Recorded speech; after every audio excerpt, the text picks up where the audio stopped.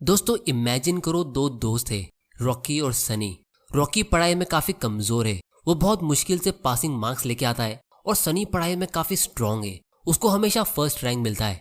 उसकी टीचर्स उसे हमेशा कहती है कि सनी बड़ा होकर जरूर कामयाब इंसान बनेगा। फिर जब दोनों की डिग्री कंप्लीट होती है तो सनी को फौरन एक अच्छी जॉब मिल जाती है और रॉकी को जॉब ढूंढने के लिए काफी स्ट्रगल करना पड़ता है। लेकिन जब ये दोनों 10 साल बाद अपने कॉलेज की रीयूनियन पार्टी में मिलते हैं तो रॉकी एक बहुत ही महंगी कार में आता है और वो काफी अमीर हो चुका होता है, और सनी टैक्सी में आता है और वो इतना अमीर भी नहीं होता है। तो सारे कॉलेज के फ्रेंड्स ये सीन देख के काफी चौंक जाते हैं कि जो बच्चा पढ़ाई में टॉप आता था वो फाइनेंशियली स्ट्रगल करता हुआ नजर आ रहा है, और जो बच्चा पढ़ाई में बुद्धू था वो इतना अमीर कैसे हो गया। तो जब सारे फ्रेंड्स उनसे बात करते और उनसे पूछते कि वो आजकल क्या कर रहे हैं, तो सनी कहता है कि वो एक मल्टीनेशनल कंपनी में एक जॉब करता है और उसकी कंपनी का वर्क कल्चर काफी अच्छा है। उसे मेडिकल इंश्योरेंस, कंपनी ट्रांसपोर्ट और दूसरी बहुत सारी फैसिलिटीज मिलती है। और जब लोग रॉकी से पूछते कि वो आजकल क्या कर रहा है तो वो बस इतना ही कहता है कि वो काफी सारे बिजनेस का और सनी की कंपनी का भी एक इन्वेस्टर है।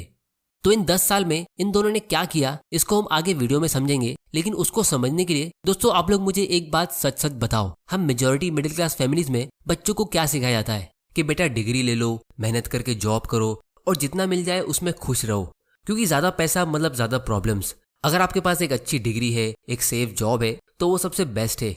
और स्टॉक मार्केट में पैसा इन्वेस्ट करना सबसे रिस्की होता है, क्योंकि इन्वेस्टिंग सिर्फ अमीर लोगों के लिए होती है जिनके पास बहुत सारे पैसे होते हैं। मिडिल क्लास लोग तो बस सेव ही कर सकते हैं। और आपको तब तक काम करना होगा जब तक आपका बेटा बड़ा ना हो जाए और वो जिम्मेदारी ले ले पैसे कमाने की, तभी आपको आराम मिलेगा और आप चैन से बाकी की जिंदगी काट सकोगे। और दोस्तों बहुत सी फैमिलीज में तो इन्वेस्टिंग और स्टॉक मार्केट को लेकर कभी बात ही नहीं होती है। हम सिर्फ देखते हैं कि कैसे हमारे डैडी ने या उनके डैडी ने बूढ़े होने तक काम किया और घर को चलाया। तो ज्यादा काम करना एक बहुत ही गर्व वाली बात होती है कि देखो आपके डैड की इतनी ज्यादा उम्र होने के बाद भी वो ऑफिस जाते हैं। और हम बचपन से देखते हैं कि कैसे हमारे डैडी बीमार होके भी काम पर जाते थे, बारिश के मौसम में तेज बारिश से लड़कर भी वो काम पर जाते थे, क्योंकि अगर ऑफिस नहीं जाएंगे तो सैलरी कैसे मिलेगी और घर कैसे चलेगा। तो कभी कभी आपने भी सोचा होगा कि काश हमारे पास किसी तरह से इतने पैसे आ जाए कि हम रिलैक्स होके अपनी पूरी लाइफ टाइम उसे स्पेंड करें और हमें कभी पैसों की चिंता करनी ही ना पड़े, या फिर हमें घर बैठे बैठे कोई काम नहीं करने की एक रेगुलर इनकम मिल जाए और हमारे बैंक अकाउंट में ऑटोमेटिकली हमारी इनकम डिपॉजिट हो जाए। अब दोस्तों जितनी अच्छी बात ये सुनने में लगती है, मेजॉरिटी लोगों को ये उतना ही नामुमकिन लगता है। कुछ लोगों के तो दिमाग में ये ख्याल आएगा ही नहीं कि ऐसा कैसे हो सकता है, बिना काम किए हम सैलरी अर्न कैसे कर सकते हैं।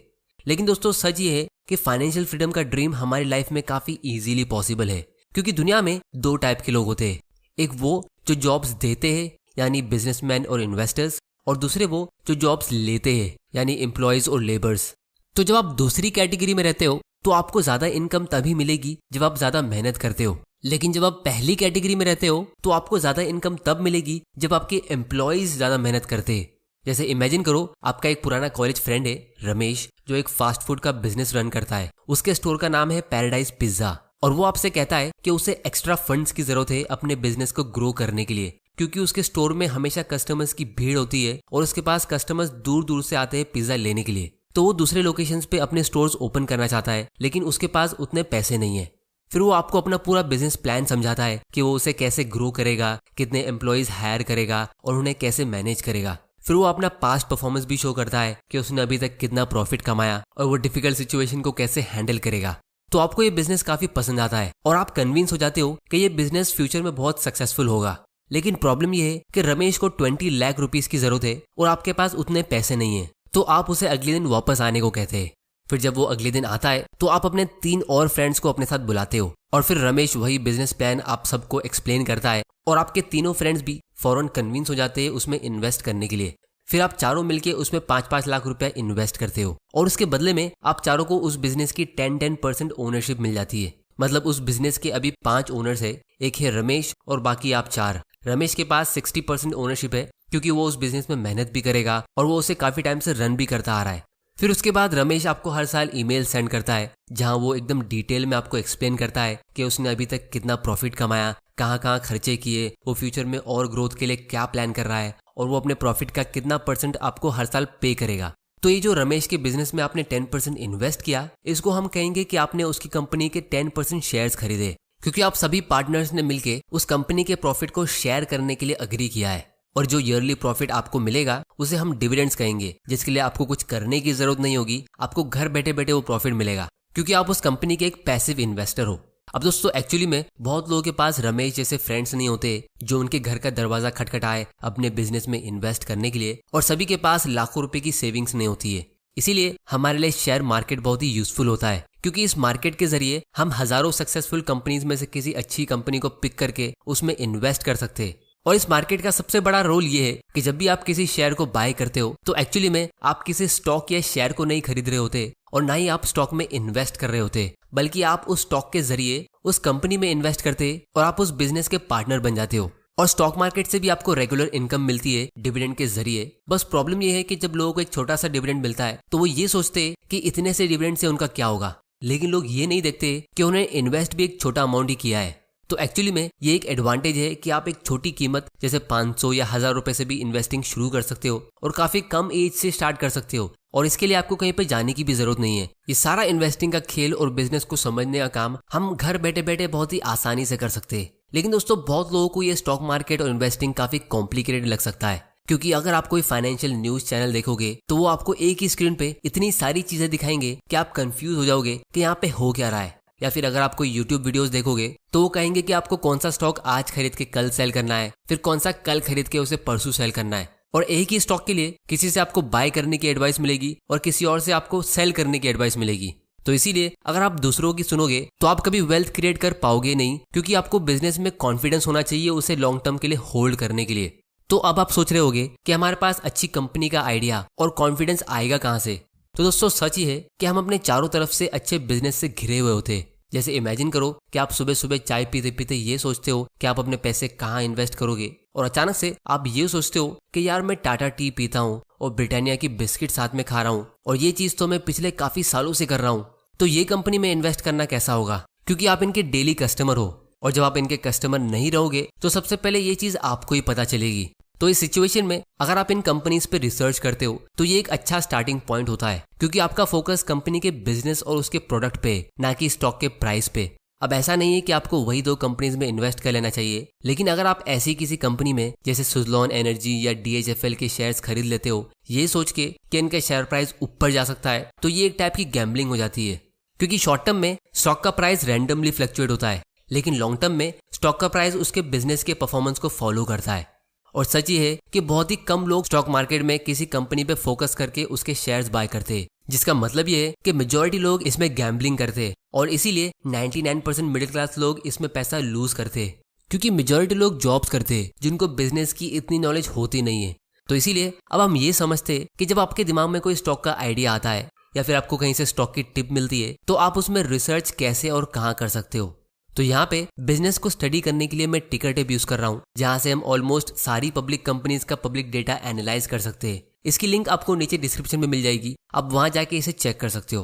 तो एग्जाम्पल के लिए हम एक सिंपल कंपनी की बात करते हैं। ब्रिटानिया इंडस्ट्रीज के बारे में आप सभी लोग जानते होंगे। इनकी बहुत तरह की बिस्किट्स आती है जो बच्चों से लेके बूढ़े तक सब खाते हैं। तो जब भी आप किसी बिजनेस को स्टडी करते हो तो सबसे पहले आपको उसके सेल्स को देखना चाहिए, क्योंकि अगर कंपनी का सेल नहीं होगा तो फ्यूचर में वो कंपनी नहीं होगी। तो यहाँ पे हम फाइनेंशियल्स पे जाके कंपनी के 10 साल पहले का रेवेन्यू चेक करते हैं। अब ये नंबर करोड़ में है, तो आप देख सकते हो 2012 में कंपनी ने 5.5 थाउजेंड करोड़ का सेल किया। फिर नेक्स्ट ईयर इन्होंने 6.2 थाउजेंड करोड़ का बिजनेस किया, फिर उसके बाद 6.9, फिर 8,000, और इसी तरह ये बिजनेस ग्रो होते होते अभी 13,000 करोड़ का हो गया है। तो आपको एक पैटर्न क्लियरली दिख रहा है कि कंपनी का सेल्स कंसिस्टेंटली हर साल इंक्रीज हो रहा है। तो आपको एक कॉमन सेंस लगा के सोचना है कि आपको क्या लगता है अगले कुछ सालों में ये सेल्स इंक्रीज होगा या कम होगा। इस चीज का जवाब आप लोग मुझे नीचे कमेंट करके देना। फिर हम इसका प्रॉफिट मार्जिन चेक करेंगे, क्योंकि सेल्स में से कंपनी को बहुत सारे एक्सपेंसेस माइनस करने होते हैं और जो लास्ट में बच जाता है वही कंपनी का प्रॉफिट होता है, जिससे कंपनी की इंट्रिंसिक वैल्यू ग्रो होती है। तो प्रॉफिट मार्जिन के लिए हम यहाँ पे मार्जिन व्यू सिलेक्ट करेंगे। 10 साल पहले कंपनी का नेट इनकम मार्जिन यानी प्रॉफिट मार्जिन 3.6% का था, यानी कंपनी के हर 100 रुपए के सेल्स के बदले कंपनी को सिर्फ 3.6 रुपीज का प्रॉफिट हो रहा था, जो एक्चुअली में बहुत ही कम है। इसीलिए कंपनी ने इस पे फोकस करना शुरू किया और फिर अगले साल इनका प्रॉफिट मार्जिन 4.16% में इंक्रीज हुआ, और फिर उसके अगले साल 5.69% में इंक्रीज हुआ, और फिर उसके अगले साल 8.5%। मतलब कंपनी का सेल्स तो हर साल इंक्रीज हो ही रहा है और उसके ऊपर हर साल ज्यादा प्रॉफिट्स भी कमा रही है। और इसी तरह हर साल इनका प्रॉफिट मार्जिन इंक्रीज होके ये अभी 13.8% का हो गया है, जो एक बहुत ही अच्छा नंबर है। फिर इसके बाद हम कंपनी का डिविडेंड पे आउट रेशियो देखेंगे, मतलब कंपनी कितना % शेयर होल्डर्स को डिविडेंड के जरिए देती है और कितना अपने पास रखती है ग्रो होने के लिए। तो यहाँ पे हम देख सकते हैं 2012 में कंपनी ने अपनी आधी अर्निंग्स शेयर होल्डर्स को पे की थी। 8 रुपीज पर शेयर की अर्निंग्स में से इन्होंने 4 रुपीज डिविडेंड में पे किया, और फिर इसके बाद कंपनी ने अपना पे आउट रेशियो कंसिस्टेंट रखा 30% के पास, जो एक बहुत ही अच्छा सिग्नल है। इससे हमें क्लियरली दिखता है कि कंपनी अपना बचा हुआ 70% री इन्वेस्ट कर रही थी और अपने बिजनेस को ग्रो कर रही थी। और फिर अच्छा प्रॉफिट कमाने के बाद और अपनी अर्निंग्स को सेव करने के बाद पिछले साल 2021 में इन्होंने एक बड़ा स्पेशल डिविडेंड पे किया। तो इससे आपको एक चीज क्लियरली समझ आ गई होगी कि जो कंपनी जेन्युइनली अपने बिजनेस पे फोकस करती है और अपने शेयर होल्डर की वेल्थ को इंक्रीज करने पे फोकस करती है, तो वो घुमा फिरा के अपना सारा प्रॉफिट्स हम शेयर होल्डर्स को ही देती है। तो जब भी आप किसी स्टॉक के बारे में सुनते हो या आपको किसी स्टॉक में इन्वेस्ट करना है, तो उसके कुछ फाइनेंशियल नंबर्स को आप यहाँ पे आके देख सकते हो कि कंपनी का सेल्स कितना ग्रो हो रहा है और कंपनी प्रॉफिट कमाती भी है या नहीं, कंपनी कोई कर्जे में डूबी तो नहीं है, या उनमें कोई रेड फ्लैग्स तो नहीं है, मतलब फ्रॉड्स एक्सेट्रा एक्सेट्रा। तो जब आपको कोई कंपनी अच्छी लगती है और आपको उसमें इन्वेस्ट करना है, तो आप उसमें एक छोटे अमाउंट से इन्वेस्टिंग शुरू कर सकते हो। जैसे आप उसका एक शेयर खरीद सकते हो ट्रैकिंग पोजीशन के लिए, जहां से फिर आप उसको और स्टडी करना शुरू करोगे। तो अब हम ये समझते हैं कि आप किसी स्टॉक में इन्वेस्ट कैसे कर सकते हो। तो जब भी आपको पैसा सेव करना होता है तो आपको एक बैंक अकाउंट ओपन करना होता है। उसी तरह जब आपको किसी बिजनेस में इन्वेस्ट करना होता है तो आपको एक इन्वेस्टमेंट अकाउंट ओपन करना होता है, जिसको हम डीमैट और ट्रेडिंग अकाउंट कहते हैं। अब यूजुअली जब आपको कोई बैंक अकाउंट ओपन करना होता है तो आपको एक अमाउंट डिपॉजिट करना होता है, फिर एक मिनिमम बैलेंस भी रखना होता है, और फिर बहुत सारी हिडन फीस होती है, जैसे डेबिट कार्ड की 200-300 रुपए की annual maintenance fees, SMS alert की अलग फीस होती है, और ज्यादा पैसा विड्रॉ करने पे अलग चार्जेस होते हैं। लेकिन जहां बात आती है इन्वेस्टमेंट अकाउंट की, तो हमारे पास इंडिया में बहुत सारे ऐसे ब्रोकर्स है, जैसे मैं पर्सनली एंजल ब्रोकिंग यूज करता हूँ। तो यहाँ पे आपको कोई भी जॉइनिंग फीस चार्ज नहीं होती है और आपको कोई मिनिमम बैलेंस या शेयर्स खरीदने की जरूरत नहीं है। आप जब भी और जितना अमाउंट इन्वेस्ट करना चाहते हो आप इसके जरिए कर सकते हो, और ये बस आपको एक एनुअल मेंटेनेंस फी चार्ज करते हैं जो 200 रुपए के आसपास होती है। और फिलहाल इनका एक ऑफर चल रहा है जहाँ पे ये first year annual maintenance free दे रहे हैं, और जब आप लॉन्ग टर्म के लिए शेयर्स बाय करते हो तो आपको कोई भी ब्रोकरेज भी चार्ज नहीं होती है। और दोस्तों, डायरेक्ट स्टॉक इन्वेस्टिंग में सबसे अच्छी बात ये होती है कि जो आपके शेयर्स होते हैं वो ब्रोकर के पास नहीं बल्कि एक सेंट्रल डिपॉजिटरी के पास जमा होते हैं, और इसके साथ में जिस कंपनी के आप शेयर्स खरीदते हो तो उस कंपनी के रजिस्टर में भी आपका नाम ऐड होता है कि इतने शेयर्स इस आदमी के हैं और उसने इस डेट में उसे बाय किया, और उसकी पर्सनल डिटेल्स ये है, और उसका बैंक अकाउंट नंबर ये है, एक्सेट्रा एक्सेट्रा। और यही रीजन है कि जब कंपनी अच्छा प्रॉफिट कमाती है तो वो अपना डिविडेंड डायरेक्टली शेयर होल्डर्स के अकाउंट में ट्रांसफर करती है। इसमें कोई भी ब्रोकर इन्वॉल्व नहीं होता है।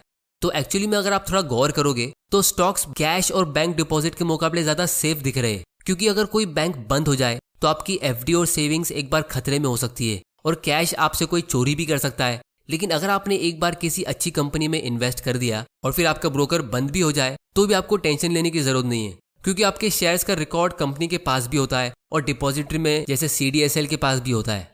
बस प्रॉब्लम यह है कि लोग गलत कंपनी के शेयर्स खरीद लेते हैं, जल्दी अमीर बनने की लालच में किसी हॉट स्टॉक में इन्वेस्ट कर लेते हैं, जिसमें उनका शेयर का प्राइस नीचे जाता है और उनका लॉस हो जाता है। तो अब हम रॉकी और सनी की स्टोरी को कंप्लीट करते हैं। तो रॉकी ने जब अपनी कॉलेज की डिग्री खत्म की तो वो एक बेसिक लेवल का जॉब करते करते बिजनेस और इन्वेस्टिंग के बारे में सीखता, और फिर उसने अपनी मेजॉरिटी सेविंग्स को हाई क्वालिटी की ग्रोथ कंपनीज के स्टॉक में इन्वेस्ट किया लॉन्ग टर्म माइंडसेट के साथ। और सनी ने कभी ज्यादा सेव किया ही नहीं, और जितना भी थोड़ा बहुत वो सेव करता था तो वो उसे किसी सेफ गवर्नमेंट बॉन्ड या FD में इन्वेस्ट करता जो इन्फ्लेशन यानी महंगाई से भी कम रिटर्न दे रहा था, या फिर वो एंटरटेनमेंट के लिए किसी हॉट स्टॉक में इन्वेस्ट कर देता। तो सनी ने पैसा कमाया बहुत था, लेकिन वो अपने कैपिटल को ग्रो कर रहा तो दूर उसे प्रिजर्व भी नहीं कर पाया। और दोस्तों, सबसे सैड बात यह है कि 99% इंडियंस ऐसी ही सनी जैसी अपनी लाइफ गुजार देते हैं। तो इसीलिए फाइनली मैं सिर्फ इतना ही कहूंगा कि जब आप अपना कीमती टाइम देके मेहनत करके पैसा अर्न करते हो और फिर उसको ऐसी जगह रखते हो जहां वो इन्फ्लेशन को भी बीट नहीं कर पाता है, मतलब जिस रेट से इंडिया में महंगाई बढ़ रही है यानी 7-8% के रेट से सिर्फ उतनी ही तेजी से आपका पैसा ग्रो नहीं होता है, तो ये कितनी बुरी बात है। ये तो ऐसा हो गया जैसे आपने बहुत मेहनत करके एक कंपनी स्टार्ट की और फिर आपने उसमें बहुत सारे लोगों को नौकरी दी, फिर उनसे काम कराने के बदले आप खुद और ज्यादा मेहनत करने लगे और आपने उन सारे एम्प्लॉयज को लंबी छुट्टी दे दी, और फिर अपने बुढ़ापे में जब आपको उनकी बहुत ज्यादा जरूरत होती है तो वो एम्प्लॉयज एकदम आलसी और कमजोर हो चुके होते हैं। तो इसमें गलती किसकी है? तो इसीलिए पैसा भी टाइम के साथ बूढ़ा होते रहता है और उसकी वैल्यू टाइम के साथ कम होती रहती है। इसको जवान रखने के लिए और ग्रो करने के लिए आपको इसे इन्वेस्ट करना होता है जहां पे ये आपके लिए काम करता रहे। तो इसीलिए लोग कहते हैं कि स्टॉक मार्केट सबके लिए नहीं है, क्योंकि इसमें आपको बहुत ज़्यादा नॉलेज और पैसों की ज़रूरत होती है। लेकिन पर्सनली मेरा ओपिनियन यही है कि स्टॉक मार्केट सबके लिए है और होना चाहिए। बस आपको इसमें राइट माइंडसेट के साथ एंटर करना है और एक लॉन्ग टर्म थिंकिंग रखनी है और बिजनेस पार्टनर की तरह सोचना है। क्योंकि अगर कोई आदमी बीमार और कमज़ोर होता है तो हम सब उससे यही कहेंगे कि वो अपनी हेल्थ का ध्यान दे और हेल्दी बने। उसी तरह अगर कोई फाइनेंशियली वीक है और पुअर है तो मैं उससे यही कहूंगा कि वो इस गेम ऑफ मनी को सीखे, यानी बिजनेस और इन्वेस्टिंग को सीखे और अपने माइंडसेट को इम्प्रूव करे। जिसके लिए इस चैनल को सब्सक्राइब करके बेल आइकन प्रेस जरूर कर देना, ताकि आपसे कोई ऐसे वैल्यूबल वीडियोस मिस ना हो जाए। और इन्वेस्टिंग आप जितना जल्दी शुरू करोगे आपके लिए उतना अच्छा है, क्योंकि कंपाउंडिंग के पावर से आप उसका ज्यादा बेनिफिट ले पाओगे। तो दोस्तों आज की वीडियो में इतना ही। टिकर टिप्स से स्टॉक को एनालाइज करने की लिंक और फ्री में एक इन्वेस्टमेंट अकाउंट ओपन करने की लिंक नीचे डिस्क्रिप्शन में, आप वहां जाके उसे चेक कर सकते हो। और आप लोग मुझे नीचे कमेंट करके बताओ कि मैं कौन सी टॉपिक पे फ्यूचर वीडियोस बनाऊं। वीडियो पसंद आया तो इसे लाइक करो, नहीं पसंद आया तो डिसलाइक करो। आपका वैल्यूबल टाइम देने के लिए thank you and good bye.